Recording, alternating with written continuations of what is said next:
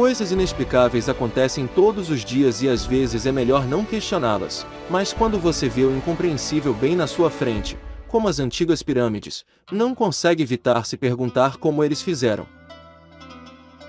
Talvez o maior mistério para os egiptólogos de hoje seja como os antigos egípcios puderam construir as pirâmides. Quando você pensa nisso, as pirâmides têm mais de 146 metros de altura e sua base tem 230 metros de largura, o que resulta em uma superfície de 54 mil metros quadrados. Devido a um significado especial desse número, alcançar essa escala teria exigido um conhecimento preciso do raio da Terra, mas naquela época não existiam equipamentos de medição desse tipo, nem mesmo bússolas no Antigo Egito. A Grande Pirâmide é a estrutura mais precisamente homologada que existe, orientada para o norte com uma diferença de apenas 1 grau em relação a um círculo completo. Dado o profundo conhecimento dos antigos egípcios sobre astronomia, algumas pessoas acreditam que receberam ajuda extraterrestre para construir as pirâmides, além de dezenas de milhares de escravos, é claro.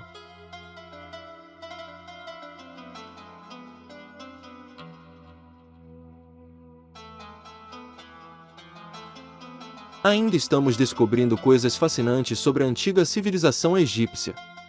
Surpreendentemente, as descobertas mais recentes sugerem que os antigos egípcios conheciam a energia eletromagnética.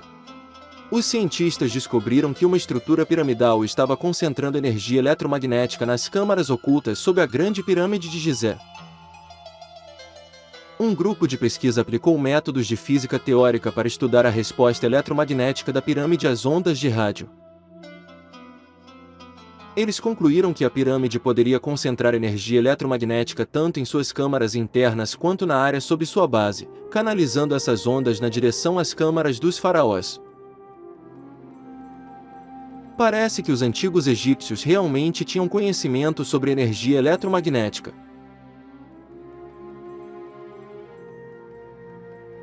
Se você gosta deste tipo de conteúdo, se inscreva no canal Mundo Inexplicável e deixe seu like.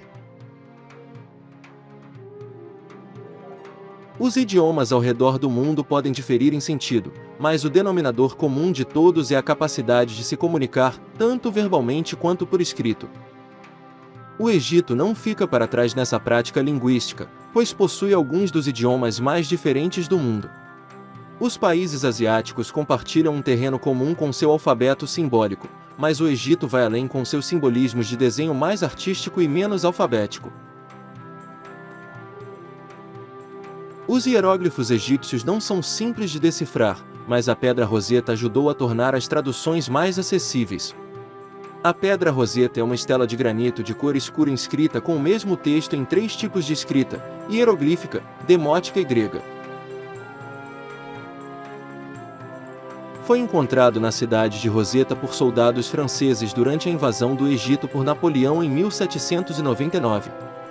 As forças de Napoleão estavam construindo fortificações quando o oficial Pierre Bouchard descobriu o grande fragmento de pedra e conseguiu ler tanto a escrita grega quanto a hieroglífica, evitando corretamente que cada fragmento representava a tradução de um único texto. Desde então, a Pedra Roseta tem sido usada para decifrar escritos e hieróglifos e para obter uma compreensão melhor da civilização antiga.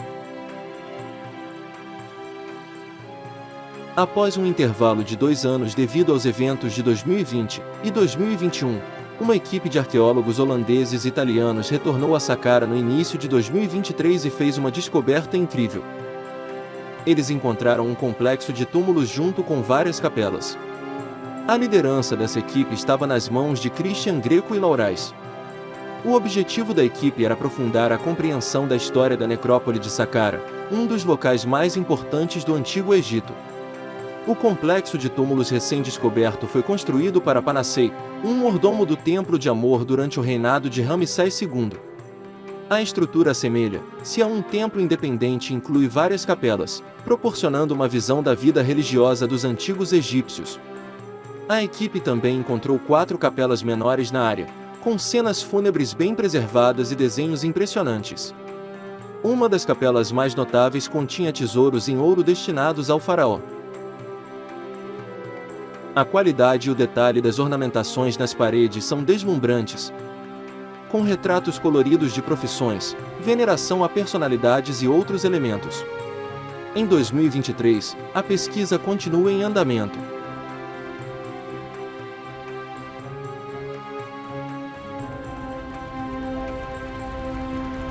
Nosso próximo achado intrigante do Antigo Egito é o magnífico gato de Gaia Anderson, uma estátua de bronze que remonta ao final do período, aproximadamente 600 anos antes de Cristo.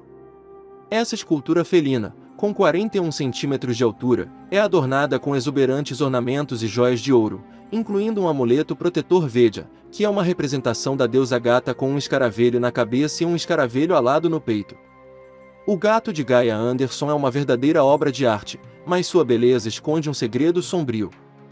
Ela não está tão bem preservada quanto parece.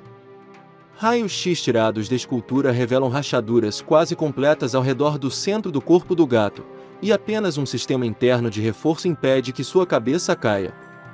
Felizmente, o Major Anderson, que doou uma estátua ao Museu Britânico, foi um restaurador especializado. Foi ele quem adicionou os reforços na década de 1930. Além disso, ele removeu uma camada de verniz e pátina vermelha para revelar a verdadeira beleza do gato.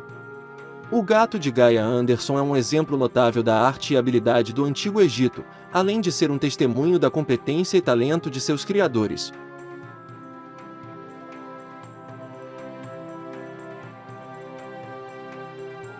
O magnífico caixão de Naja Monk, um antigo sacerdote egípcio do deus carneiro Hurassof, foi adquirido pelo Museu de Arte da cidade de Nova York em 2017, com planos de exibi-lo em uma exposição.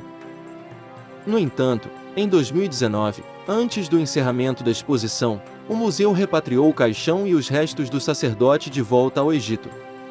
O caixão elaborado foi feito de uma combinação de materiais, como cartonagem, pintura, ouro, prata, resina, vidro, madeira e bronze chumbado. Ele possui 72 polegadas de diâmetro, 20 polegadas de largura e 11 polegadas de profundidade.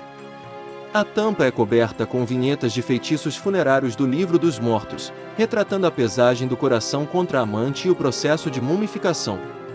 Na parte interna, a figura da deusa nutria é parcialmente coberta em folha de prata, e na base do caixão, há hieróglifos da coluna vertebral de Osíris, simbolizando a estabilidade.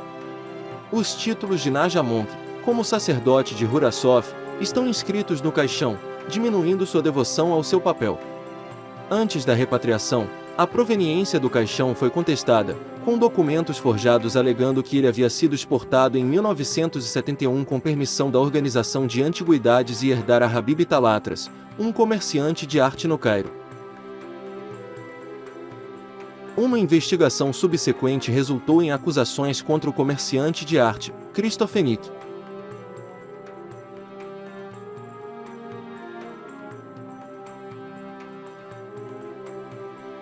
A Máscara de Tutancâmon é uma obra verdadeiramente prima da antiga arte egípcia, e um dos artistas mais altamente reconhecidos do planeta. Trata-se de uma máscara dourada esplêndida que se refere à cabeça mumificada de Tutancâmon, com o propósito de salvaguardar e direcionar o faraó em sua jornada após a vida terrena. A máscara foi habilmente confeccionada com ouro sólido, pesando incríveis 10,873 kg. Ela ostenta detalhes intrincados meticulosamente trabalhados por habilidosos artesãos. A característica mais marcante da máscara é sua notável semelhança com o jovem faraó, que teve seus traços joviais e serenos capturados de forma precisa. O uso de pedras preciosas como o lápis-lazuli e a turquesa tornam-se uma máscara ainda mais requintada, enfatizando uma riqueza inquestionável e o poder dos antigos faraós egípcios. Apesar de sua grandiosa descoberta em 1922, com relatos de maldições que adicionaram à sua fascinação, a máscara continua a ser um símbolo estimado do Antigo Egito e representa um dos artefatos mais visitados do Museu Egípcio no Cairo. Esses artistas atraem milhões de visitantes a cada ano.